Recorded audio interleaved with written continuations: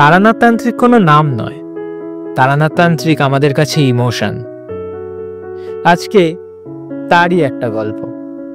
বিভূতিভূষণ বন্দ্যোপাধ্যায় ও তারাদাস বন্দ্যোপাধ্যায় সৃষ্ট চরিত্র তারানাথ অবলম্বনে আজকের গল্প তারানাথ তান্ত্রিক ও চিত্রালোকের ছায়া। বহুকাল আগের কথা। সেই সময় তারানাথের সঙ্গে আমার আলাপ গাঢ় হয়ে উঠেছে। প্রায় প্রতি মাসে একবার অন্তত তার বাড়ি গিয়ে সন্ধ্যের আলোয় তামাকের ধোঁয়া আর রহস্যের কুয়াশায় ডুবে যেতাম। সেদিন সন্ধ্যাতেই গিয়েছিলাম। নভেম্বরের শেষ, হালকা ঠান্ডা পড়েছে। তারানাথ বসে আছেন তার সেই ভাঙাচোরা কাঠের চেয়ারে, সামনে পেতেই রাখা কাঁচা তামাক আর চোঙা হুঁকো। ওর কপালে জটিল ভাঁজ, চুলের অর্ধেক পাকা, আর চোখ দুটি সেই আগুনের মতো দীপ্ত যা অভিজ্ঞতা আর অজানা জগতের ইশারা দেয়। আমি ঢুকে জিজ্ঞেস করলাম, তারানাথ বাবু, আজ কি শুনবো? তারানাথ হালকা হেসে বললেন, আজ একটা গল্প বলবো, যেটা বাস্তব আবার অবাস্তবও বটে। শুনলে হয়তো মনে হবে কল্পনা, কিন্তু আমি নিজে যেটা দেখেছি সেটা কল্পনার চেয়ে ঢের বেশি স্পষ্ট। জায়গাটা ছিল মুর্শিদাবাদ জেলার এক প্রত্যন্ত গ্রামে, নাম দেবীপুর। আমি চুপ করে গেলাম। তারানাথ একটু হুঁকোর ধোঁয়া টেনে শুরু করলো। বুঝলে, তখন আমি যুবক, সদ্য তান্ত্রিক বিদ্যার গভীরে ডুব দিয়েছি। আমার এক গুরু ছিলেন, বামাখ্যাপার বংশধর বললে ভুল হবে না। তিনি একদিন বললেন, তুই এক কাজ কর, দেবীপুরে যা।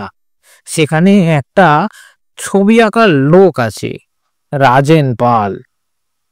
আশ্চর্য প্রতিভা ওর, কিন্তু হঠাৎ করে লোকটা পাগল হয়ে গেছে।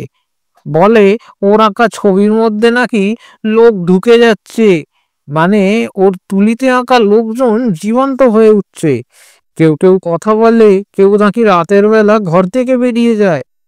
আমি তখন সবে শ্মশানে তান্ত্রিক সাধনা শুরু করেছি, মনে কৌতূহল প্রচন্ড। গেলাম দেবীপুর। সেই গ্রামের পথ কাঁচা, রাত্রিবেলা ঝিঝি পোকায় ভরে থাকে, আর চারপাশে গাছের ছায়া যেন কোনো অদৃশ্য চোখ মেলে তাকিয়ে আছে।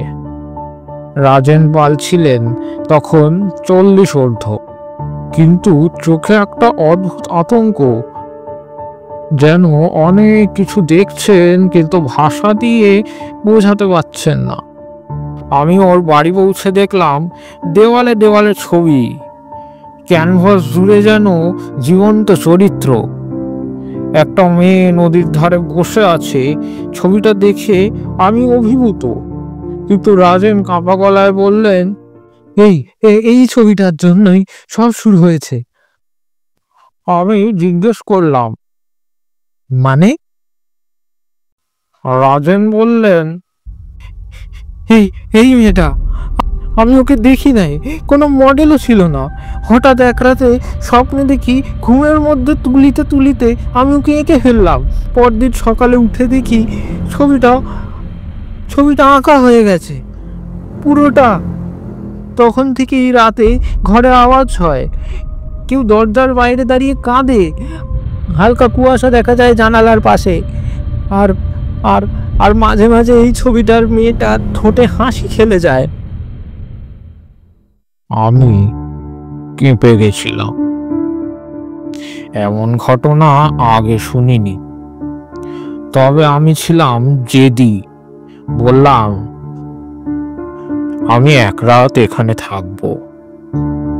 রাতটা ছিল অমাবস্যা। রাজেন আর তাঁর স্ত্রী আমাকে একটা আলাদা ঘরে শোয়ালেন। সেই ঘরেই ছিল সেই মেয়ের ছবি। আমি ধূপ জ্বালিয়ে রুদ্র বীজ মন্ত্র পাঠ শুরু করলাম। প্রথমে সব শান্ত, তারপর প্রায় রাত 2টো নাগাদ একটা ঠান্ডা হাওয়া ঢুকে পড়ল জানালা দিয়ে। দেখলাম সেই ছবিটার মেয়েটার চোখ যেন এক মুহূর্তের জন্য আমার দিকে তাকালো। আমি পাটায় বসে বামদেবী স্তোত্র জপ করছি, তখনই পেছনে কার যেন নরম কণ্ঠস্বর পেলাম। শুনলাম, তুমি কি আমাকে খুঁজে পেয়েছো তান্ত্রিক? পেছনে ঘুরতেই দেখি ঘরটা ফাঁকা, কেউ কোথাও নেই। কিন্তু সেই ছবির ঠোঁটে এখন অস্বাভাবিক প্রসারিত একরাশ হাসি। আমি বোঝার চেষ্টা করছিলাম, এই ছবি কি কোনো মানুষকে গ্রাস করেছে? এই যে চিত্রে প্রাণ, এই যে রঙে আত্মা, এটা কি কেবল শিল্পীর অবচেতন মনের প্রতিফলন, নাকি আসলেই কোনো অশরীরী শক্তি? পরদিন সকালে রাজেনের স্ত্রী চিৎকার করে ওঠেন, মেয়েটার ছবি আর নেই, ক্যানভাস ফাঁকা, কোথাও কোনো রং, কোনো রেখা নেই। কিন্তু সেই রাতে আমি স্বপ্নে আবার দেখেছিলাম মেয়েটাকে নদীর পাশে বসে আছে, মুখে হাসি, বলে, ধন্যবাদ তান্ত্রিক, তুমি আমাকে চিত্রলোক থেকে মুক্তি দিলে। কে ছিল সে? কোনো আত্মা, কোনো অবদমিত সত্তা, নাকি শিল্পীর কোনো জন্মান্তর? আমি জানি না। তবে ওই ঘটনার পর আমি চিত্র সম্পর্কে, বিশেষ করে চিত্রের প্রাণ সঞ্চারের রহস্য সম্পর্কে আরো গভীরভাবে পড়াশোনা শুরু করি। দেবীপুর থেকে ফেরার পর সেই ঘটনার প্রভাব আমার উপর দীর্ঘদিন ছিল। আমি ঘুমোতে গেলেই দেখতাম একটা মেয়ে নদীর পাশে বসে রয়েছে, গলায় পাথরের মালা, চোখে স্থির দৃষ্টি, ওর ঠোঁটে যে হাসি, সেটা কোনো মানুষের নয়, যেন হাজার বছরের শূন্যতা নিয়ে মিশে আছে এক চরম স্নেহ আর প্রতিহিংসা।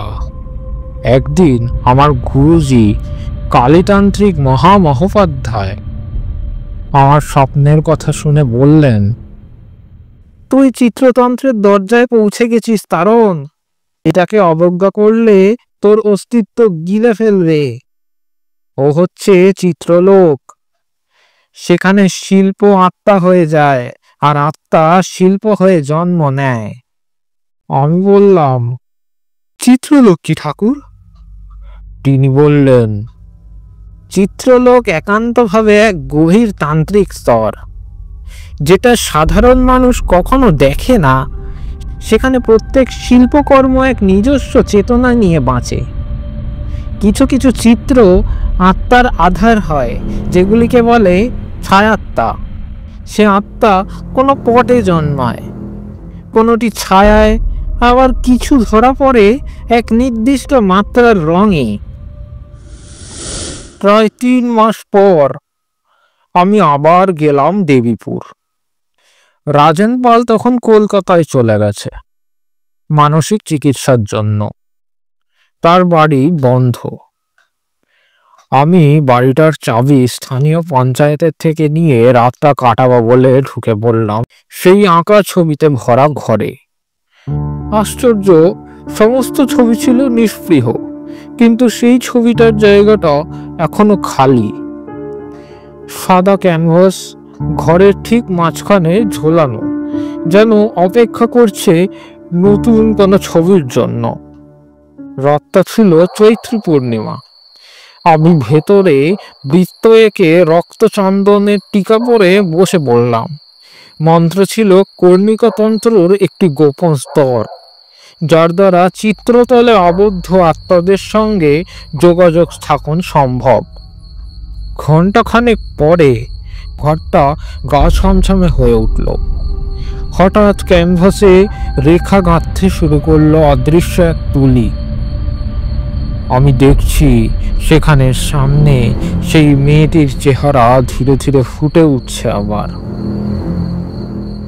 সে কথা বলল না, তাকিয়েও দেখল না, কিন্তু তার দৃষ্টির গভীরে ছিল এক অব্যক্ত বেদনা।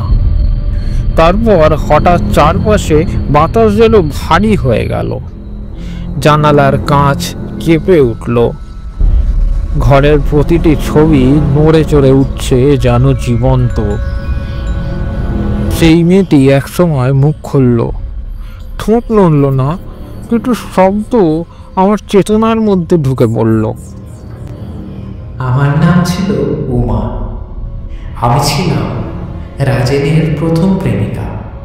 1927 সালে আত্মহত্যা করি, ওর প্রতি অপমান ও প্রতারণার যন্ত্রণায়। কিন্তু আমার আত্মা বাধা পড়ে গেল ওর আঁকা ছবির মধ্যে। ওর মন আজও আমাকে মনে রাখে, তাই প্রতিটি তুলিতে আমি জন্ম নিতে থাকি। আমি শুধু শান্তি চাই, মুক্তি চাই এই শূন্যতা থেকে। আমি বুঝলাম এই আত্মা প্রতিহিংসা পরায়ণ নয়, শুধু বদ্ধ।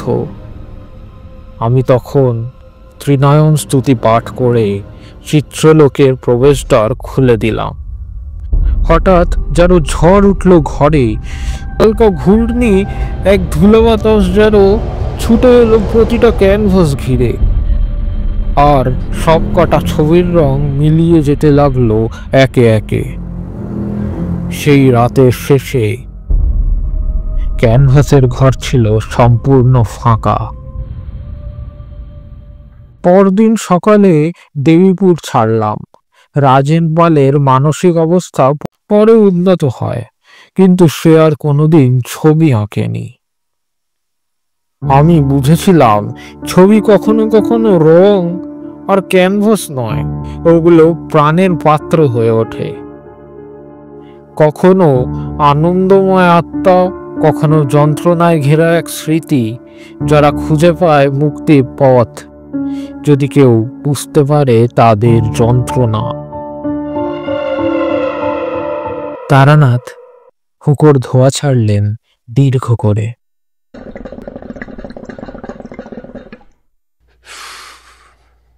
ঘরে তখন নিস্তব্ধতা। আমি চুপ করে বসে আছি। মনটা ধরা পড়ে গেছে সেই ছবির মেয়েটার চোখে, যে ভালোবেসেও বাধা পড়েছিল রঙে, ছায়ায় আর স্মৃতিতে।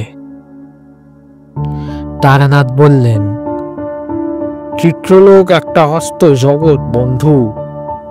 মানুষ ভাবে ক্যানভাসের বাইরে কিচ্ছু নেই। আমি বলি, মাঝে মাঝে ওর মধ্যেই থাকে সবচেয়ে বড় রহস্য।